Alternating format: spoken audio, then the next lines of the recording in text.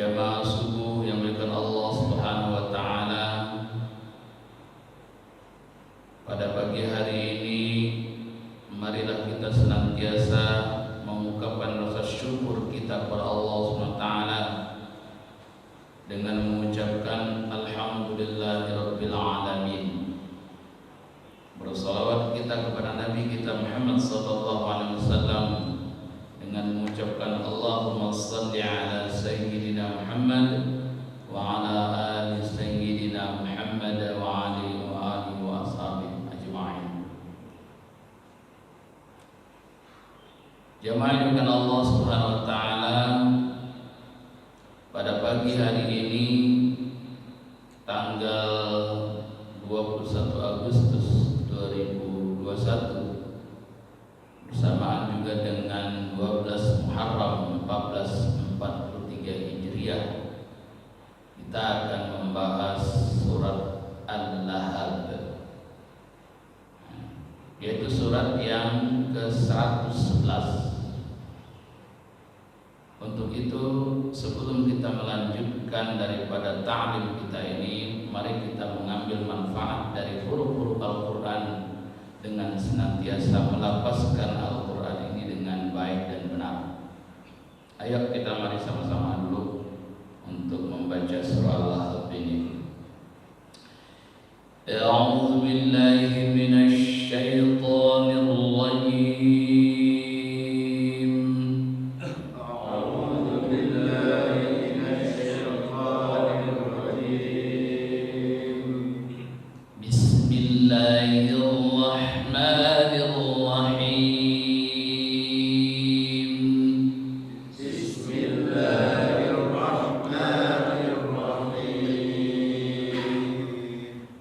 Tabbat yada abi lahabin wa tabb. Tabbat yada abi lahabin wa tabb. Ma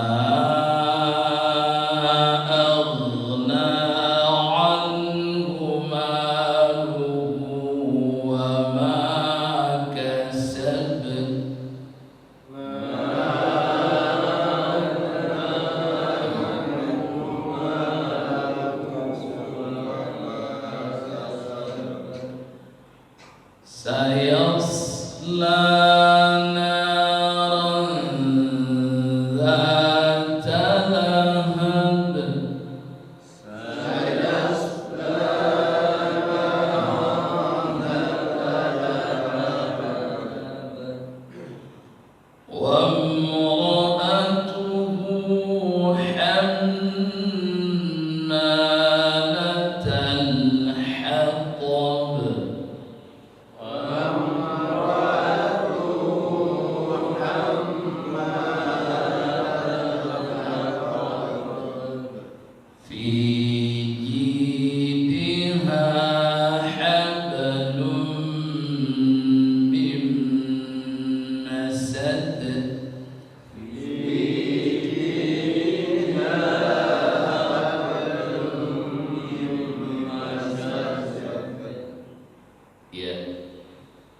Jamaah subhanahu Allah Subhanahu wa taala, sebagaimana tadi kita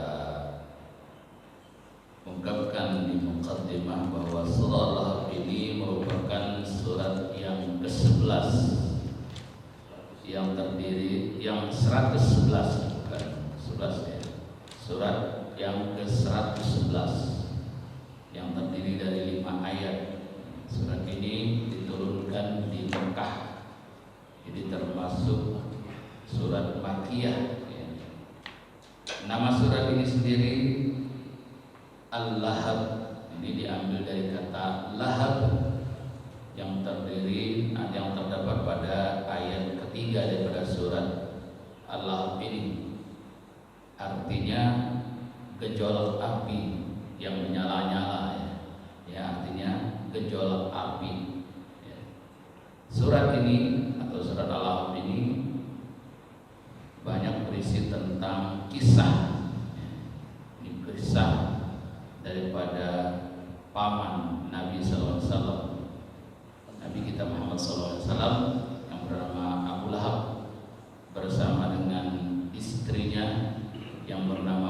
jamil, masih keluarga dan masih satu keturunan dengan Nabi kita Muhammad SAW.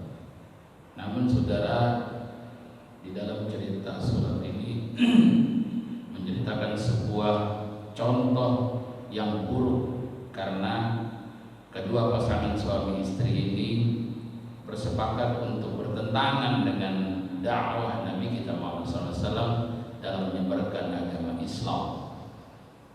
Kedua pasangan suami istri ini sangat membenci daripada perjuangan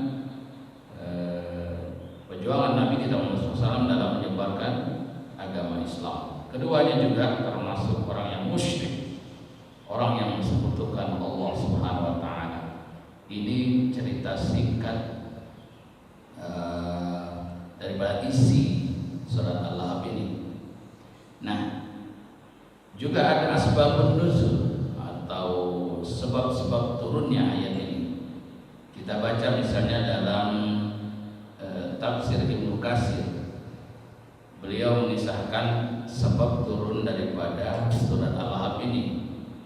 Dari Imam Bukhari mengatakan telah menceritakan kepada kami Muhammad ibnu Salam, kepada Abu Muawiyah, kepada Al-Amasi, dari Amr ibnu Murrah, dari Sa'id ibnu Jubair, dari Ibnu Abbas, bahwa Nabi SAW keluar menuju lembah Bata namanya, lembah Bata, lalu menaiki bukit yang ada di depannya, dan Nabi langsung berseru kepada para sahabat-sahabatnya, awas, ada musuh di pagi hari ini.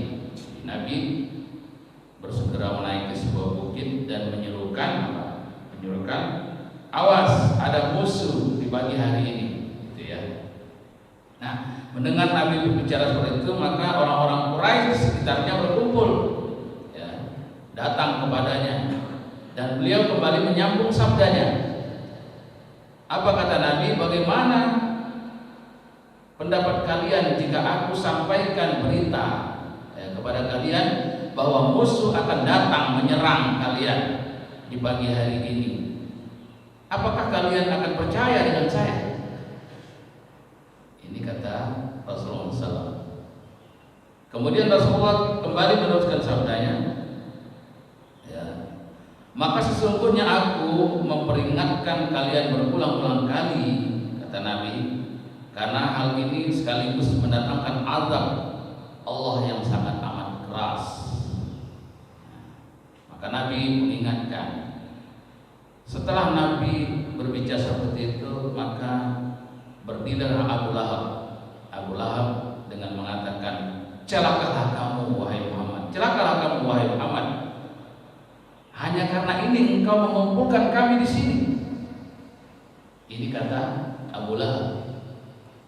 Nah, maka kronologi kejadian ini, maka turunlah surat Al-Lahab ini. Allah menurunkan surat Al-Lahab ini. Ini cerita singkat bagaimana asbabun nuzul daripada surah Al-Lahab ini. Barulah yang ketiga kita akan melanjutkan daripada tafsir, tafsir daripada surah Al-Lahab ini. Mari kita lihat mulai ayat 1. Allah SWT berfirman, tabbat yada abi lahabin wa tab. Artinya celakalah kedua tangan Abu Lahab dan binasalah ia. Tafsirnya, Abu Lahab adalah salah satu paman Nabi SAW yang sangat memusuhi Nabi dan suka menyakiti beliau. Oleh sebab itu Allah SWT mencelanya dengan celaan yang sangat keras yang akan berbuah kehinaan baginya hingga hari kiamat tiba nanti. Jadi dalam ayat ini Allah SWT mengutuk Abu Lahab, juga nanti ayat-ayat setelahnya ini dengan istrinya, ya kan? Bahwa celakalah engkau wahai Abu Lahab. Jadi ini walaupun paman sendiri, ketika kita menyampaikan dakwah, tantangan dakwah itu berat, ya kan? Tidak ada segampang yang kita bayangkan. Bahkan kebanyakan tantangan dakwah itu yang paling berat adalah intern, berasal dari dalam sendiri, ya, bukan berasal dari luar. Contohnya Abu Lahab ini dari pamannya sendiri, dari bibinya sendiri. Nah ini maka ini menjadi sebuah pelajaran besar bagi kita bahwa ketika kita akan berdakwah, seringkali kita terhalang oleh keluarga kita sendiri, ya kan? Banyak contoh, ya, kita punya anak gadis, anak bujang. Kita ingin mendakwahi orang supaya bisa sholat subuh berjamaah. Kita punya anak bujang, anak kita susah untuk diajak jamaah, sehingga kita susah untuk berdakwah, ya kan? Berdakwah, mengajak orang lain untuk sholat berjamaah. Kita ingin semua orang menutup aurat di sekitar kita. Orang-orang dekat kita kadang-kadang banyak yang tidak menutup aurat. Ini tantangan. Sudah contoh Rasulullah SAW ingin mendakwai umat di sekitar beliau, tapi intern beliau, dari paman beliau sendiri, dari bibi beliau sendiri, sangat amat benci, yang suka memfitnah dan mengadu domba, ya kan? Kaum muslimin dengan kaum musyrikin pada waktu itu. Ini contoh, ya kan? Karena itu kita harus kuat dalam agama ini, ya. Kita harus tegar menjalankan agama ini dengan sebaik-baiknya. Tetap, ya, berpegang teguh kepada tali agama Allah SWT dan nasihat Rasulullah SAW, sehingga kita kuat dalam menegakkan dan mendakwahkan agama ini. Maka Allah SWT mengatakan, ya ayyuhalladzina amanu in tansurullaha yansurkum wa yuthabbit aqdamakum. Hai orang-orang yang beriman, jika kalian menolong agama Allah Subhanahu wa taala, maka Allah SWT akan menguatkan kaki-kakimu, menguatkan niatmu, menguatkan tenagamu, ya, pikiranmu. Dan itu jaminan Allah SWT. Insya Allah Allah akan bersama kita kalau kita memang niat kita untuk menegakkan agama ini dengan lurus karena Allah Subhanahu wa taala. Ini ayat yang pertama. Nah, kemudian ayat yang kedua, Allah SWT berfirman, ma aghna anhu maluhu wa ma kasab. Ya. Tidak bisa mencukupinya harta maupun apa yang diusahakan olehnya, maksudnya oleh Abu Lahab. Artinya tidak akan bisa menolak azab Allah SWT, baik itu dengan harta maupun dengan usaha yang dilakukan oleh Abu Lahab. Artinya kalau Allah SWT sudah menghendaki azab, Allah sudah menghendaki musibah kepada seseorang, Allah hendak menghukum, ya kan, akibat dari perbuatan kezaliman seseorang itu, maka tidak akan bisa dihalangi walau sedikit pun, ya, meskipun hartanya banyak. Kadang-kadang kan kita ini nyombong, ya kan, bisa saya atasi, ya kan, karena saya punya benteng yang kokoh. Tidak akan bisa digoyahkan karena saya punya pasukan yang besar. Ingat, ya, para raja-raja terdahulu, ya, apakah itu yang ada di dalam Al-Quran maupun yang tidak ada dalam Al-Quran, itu semuanya mengisahkan bahwa mereka memiliki kekayaan yang luar biasa. Mereka yang memiliki pasukan yang luar biasa. Mereka memiliki kekuatan ekonomi yang luar biasa. Ya, Mereka merasa nyaman dengan sekelilingnya, seolah tidak memiliki lawan apa-apa. Bertahun-tahun berpuasa,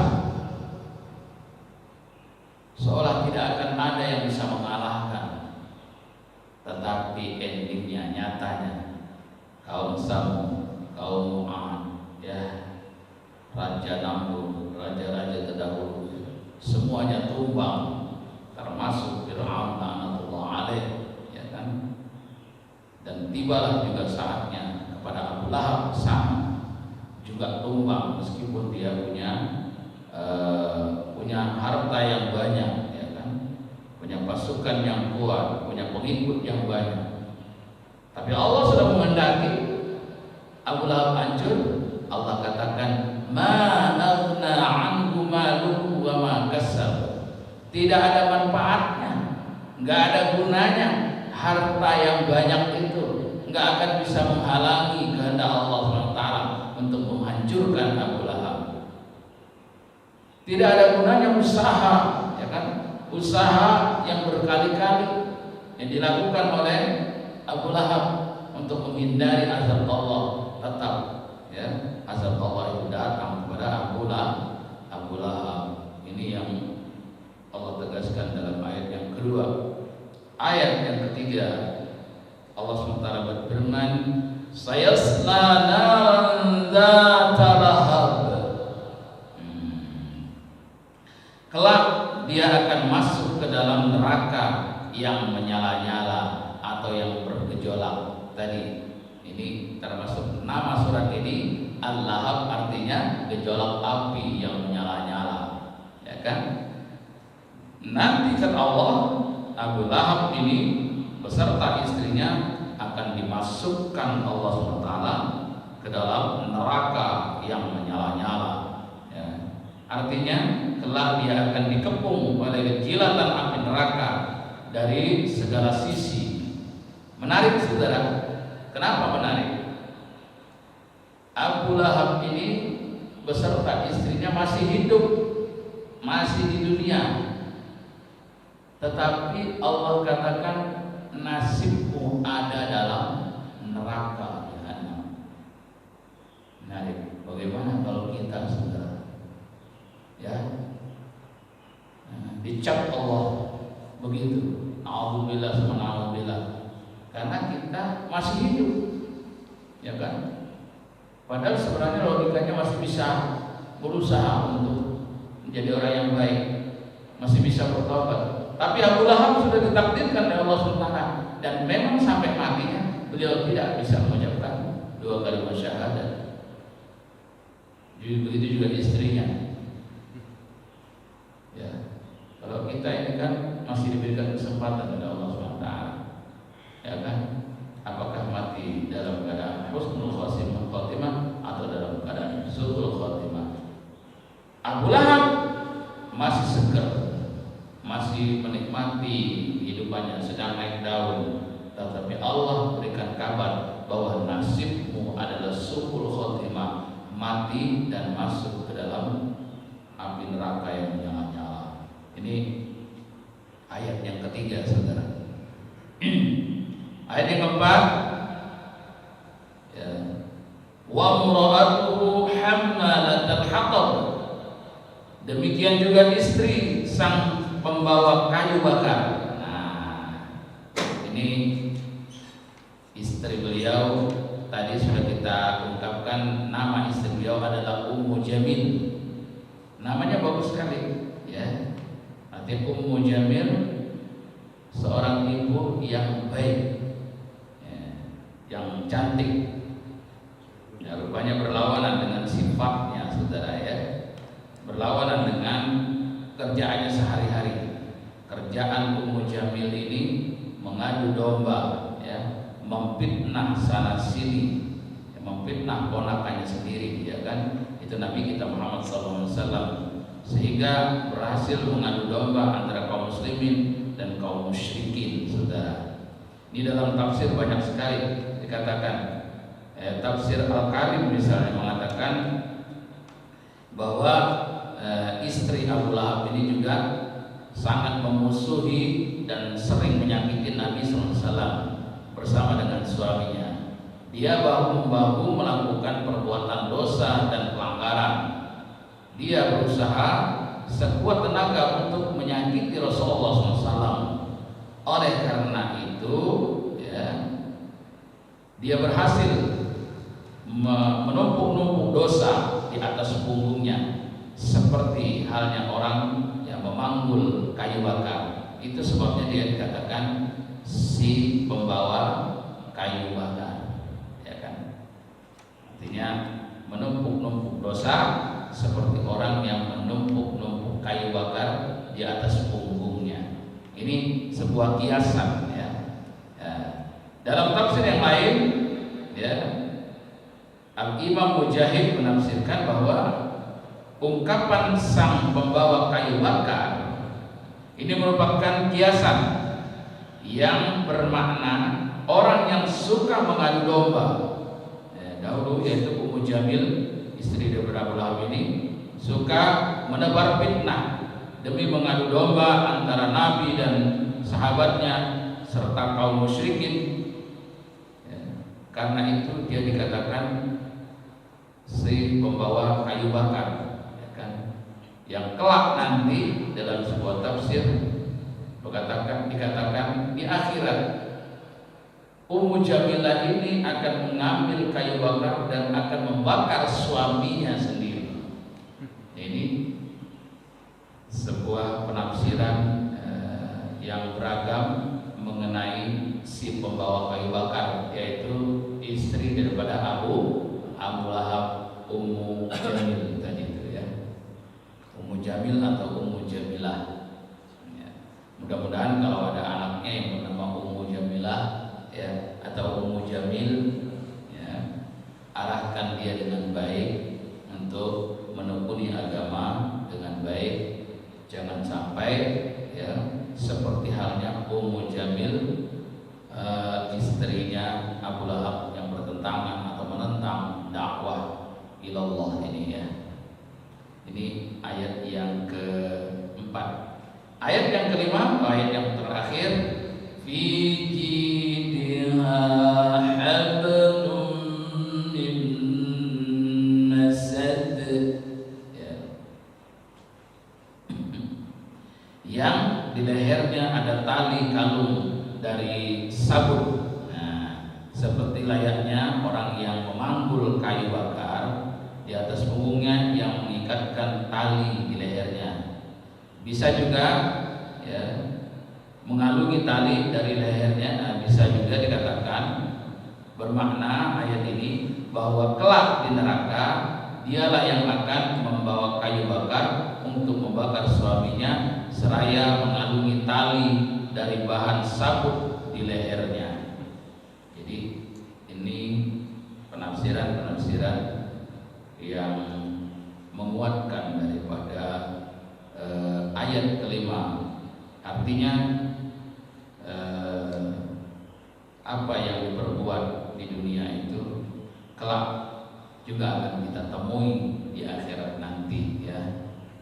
Termasuk perbuatan kedua suami istri yang membenci dakwah Rasulullah SAW ini, ya, yaitu Abu Lahab dan Ummu Jamil. Mereka sangat membenci Rasulullah SAW di muka bumi ini, dan kelak di akhirat Allah akan berikan balasan, di mana mereka juga akan saling siksa selain daripada siksa Allah Subhanahu wa taala. Jamaah yang Allah Subhanahu wa taala, ada beberapa hikmah daripada surat Al-Lahab ini. Setelah tadi ayat kelima kita bacakan, setelah itu bagian yang keempat adalah hikmah daripada surah Al-Lahab, di mana, ya, pelajaran yang dapat kita petik dari surat ini. Yang pertama, salah satu mukjizat dari Allah dengan diturunkannya surat ini yang berisi kabar bahwa Abu Lahab dan istrinya Ummu Jamilah ini masuk neraka, sedang mereka berdua masih dalam kondisi hidup. Jadi ada orang yang sudah pasti masuk neraka, tapi dia masih hidup. Siapa yang memastikan? Allah sendiri, bukan kita, ya. Kalau kita tidak bisa memastikan seseorang, masuk neraka ya. Walaupun dia sekarang ya sangat amat rusak akhlaknya ya, sangat kekafirannya ya kan, sangat dahsyat kekafirannya, tidak bisa kita katakan dia sebagai ahli neraka. Karena kenapa? Kita tidak tahu, jangan-jangan detik-detik nanti dia bertaubat, detik-detik ingin meninggal dia tahu taubat, habislah semua dosanya dan taubatnya diterima oleh Allah SWT. Nah, kita kan nggak tahu, ya kan? Karena itu kita jangan cepat mengkafirkan orang, jangan cepat-cepat ya menyalah-nyalahkan orang lain, karena kita tidak tahu akhir daripada umur kita. Kecuali Abu Lahab dan Ummu Jamilah, Allah sudah tetapkan takdir baginya sebagai ahli neraka. Ini beda ya. Yang kedua, hikmah daripada surah Al-Lahab ini, konsekuensi dari surat ini adalah bahwa mereka berdua tidak akan masuk Islam. Dan hal itu benar-benar terjadi sebagaimana yang diberitakan oleh Allah SWT tadi ya, di dalam ayat yang sudah kita bacakan tadi, ayat yang ketiga ya. Kemudian hikmah yang ketiga adalah sunnatullah dalam dakwah. Nah, ini yang menjadi renungan kita semua ya, adalah sunnatullah dalam dakwah, bahwa seorang dai, mubaligh, ustaz, ustazah, pendakwah menyampaikan risalah Allah SWT senantiasa dihadapkan dengan musuh-musuh yang menentang dan merongrong dakwahnya itu. Bahkan terkadang yang memusuhi dakwah adalah orang yang dekat dengan dirinya secara nasab, garis keturunan. Ini kalau kita lihat banyak sekali ya Pak. Sebut saja misalnya Nuh. Siapa yang memusuhi Nuh? Ingat gak siapa yang memusuhi Nuh? 1, istrinya. 2, anaknya. 3, jamaahnya. Ibaratnya saya di sini dimusuhi oleh jamaah saya sendiri. Bagaimana gelisahnya, ya kan? Siapa lagi? Banyak sekali ya yang diagendakan oleh Allah SWT di dalam Al-Quran, termasuk Nabi kita Musa alaihissalam, ya, Nabi Isa dimusuhi oleh orang-orang yang dekat situ ya. Lut, Nabi Lut, ya, itu anaknya sendiri, istrinya sendiri yang memusuhi. Ya. Baca misalnya di akhir surah At-Tahrim, ya, di situ dikatakan bagaimana ada suami yang dimusuhi oleh istri, ada istri yang dimusuhi oleh suaminya dan lain sebagainya. Ada seorang suami dimusuhi anak, ya, anak dan istri. Maka di dalam Al-Quran dikatakan berhati-hatilah dengan fitnah anak dan istri. Innama amwalukum wa auladukum fitnah wa annallaha 'indahu ajrun 'azim. Sesungguhnya hartamu, anak-anakmu, istrimu menjadi sebuah ujian bagimu, dan di sanalah ada pahala yang besar bagimu. Kalau nggak diuji, nggak ada pahala di sana, ya kan? Nggak ada perjuangan di sana. Nah, semua kita dipastikan diuji oleh Allah SWT ya. Memang dunia ini adalah darul imtihan. Dunia ini merupakan ya panggung ujian. Hasilnya nanti akan kita nikmati di akhirat kelak ya. Ini beberapa kali terjadi pada pendahulu kita, para nabi dan rasul. Nah, ada beberapa ayat Al-Quran yang diungkapkan dalam hikmah yang ketiga ini. Antara lain dalam surah Al-Mumtahanah ayat 4, sungguh telah ada pada diri Ibrahim dan orang-orang yang bersamanya sebuah teladan yang bagus ketika mereka berkata kepada kaumnya, sesungguhnya kami berlepas diri dari kalian dan dari segala yang kalian sembah selain Allah. Kami mengingkari perbuatan kalian dan telah tampak jelas antara kami dengan kalian permusuhan dan kebencian sampai kalian beriman kepada Allah Subhanahu wa taala. Jadi Nabi mengatakan, Nabi Ibrahim alaihissalam ya tegas dengan kaumnya masalah dakwah. Beliau tidak mundur barang sedikit pun, ya, barang sejengkal pun, dan beliau mengatakan makin jelas permusuhan kita sampai kalian kembali ke jalan Allah dan hanya menyembah Allah Subhanahu wa taala. Kalau udah ya menjadi muslim, ya, tidak ada lagi permusuhan, kan begitu ya. Ini salah satu ayat. Yang kedua, dalam surah Al-Mujadalah ayat 22, Allah Subhanahu wa taala juga berfirman, tidak akan kamu temukan suatu kaum yang beriman kepada Allah Subhanahu wa taala dan hari akhirat akan berkasih sayang dengan orang-orang yang menentang Allah dan Rasulnya. Enggak akan kita temukan, ya kan? Walaupun mereka itu adalah bapak-bapak mereka, atau anak-anak mereka, atau saudara-saudara mereka, atau sanak kerabat mereka, enggak akan kita temukan. Ini penegasan Allah SWT. Kalau memang ada orang yang beriman dan bertakwa kepada Allah SWT dan Rasulullah SAW, ya, dia kepada menjadi pengikut Rasulullah SAW, tidak akan kita temukan, ya kan? Dia berkolaborasi dengan orang yang menentang dakwah ilallah ini, tidak akan kita temukan. Walaupun mereka itu sekeluarga, ya, pasti mereka akan pisah, pasti mereka akan ada bedanya. Dan Nabi Ibrahim tadi sudah menegaskan, tampak jelas perbedaan kita, tampak jelas permusuhan kita sampai kalian menyembah Allah Subhanahu wa taala. Begitu ya. Kalau udah urusan tauhid, kalau udah urusan keimanan dan ketakwaan, kita tidak bisa toleransi, kita tidak bisa membeli, harus tegas ya. Yang mungkin kita saat ini juga diberikan tantangan oleh Allah SWT ya, tentang agama ini berat di zaman kita ini ya. Apalagi sekarang kan tentang toleransi beragama, hati-hati. Boleh toleransi beragama, tetapi jangan sampai kebablasan. Nah, kan terkadang kita toleransi beragama terkadang menjadi kebablasan, semuanya menjadi sama-sama. Padahal itu ada batas-batasnya, ya kan, yang sudah ditegaskan oleh Allah SWT.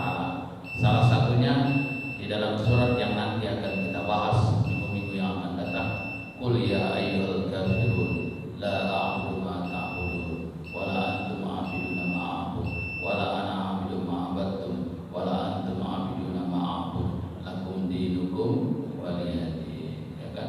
Ketika orang-orang Yahudi dan Nasrani menawarkan kepada Nabi untuk berkolaborasi, ya kan? Bagaimana kalau pagi hari ini kami nurutin menyembah Tuhan, sore kamu ikut kami untuk menyembah Tuhan kami? Maka jawaban Allah SWT melalui firman-Nya ini, ya kan, tidak ada toleransi beragama yang sama-sama menyembah Tuhan, ya kan?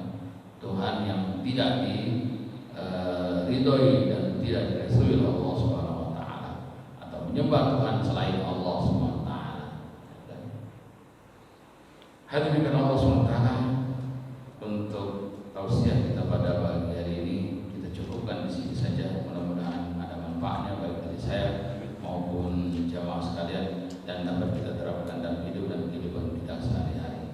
Demikian untuk penafsiran surah Al-Lahab, dan selanjutnya kita akan melanjutkan kepada tahsinul qiraah